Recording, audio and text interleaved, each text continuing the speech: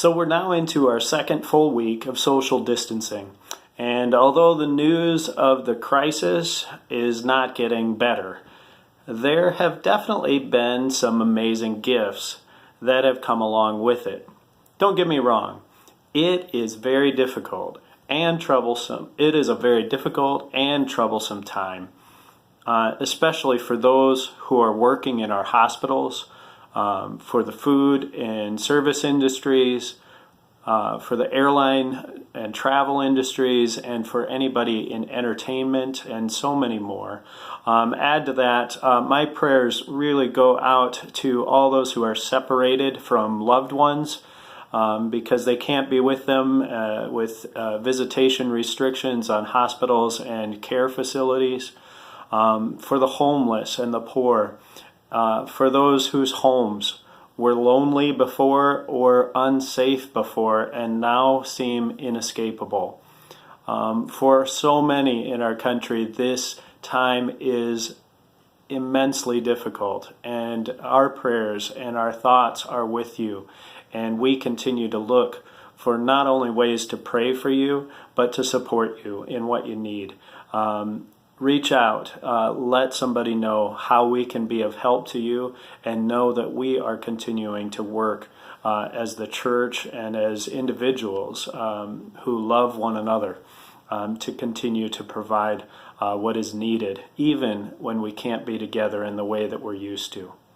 But still, I have to say that the news is not all bad. And today has shown me more than ever the power and the promise of our God, even in the middle of struggle and fear. Today I received 2 prayers of thanks, celebrating 1, a successful surgery, and 2, a safe return home from 2 very weary and worried travelers. I also heard from numerous people who were delighted to have received a hug in the mail today.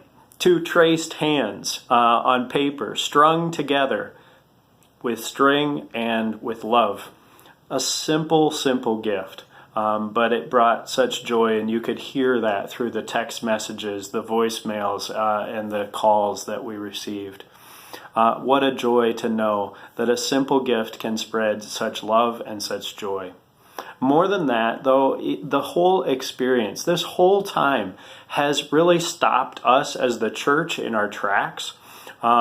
This is a busy time of year for most churches, and would be for us too. Lenten services and meals and Bible study groups getting together, and plans for egg hunts and Palm Sunday, and all of those things that are vitally important, at least we thought, and now seem so unlikely to happen, most of them. But in place of the time and the energy that would have been devoted to all these events, all of that time and energy is now being devoted to communication with people, to spreading hope, to proclaiming death and resurrection, to inviting and encouraging prayer, and to actually praying with and for one another. What a great gift. So often, these things that we know are most important don't actually reach the place of highest priority in what we do. Right now, we've been stopped from doing lots of things. But what is most important? Communicating, praying, calling people to trust in the promise of Jesus in his death and resurrection.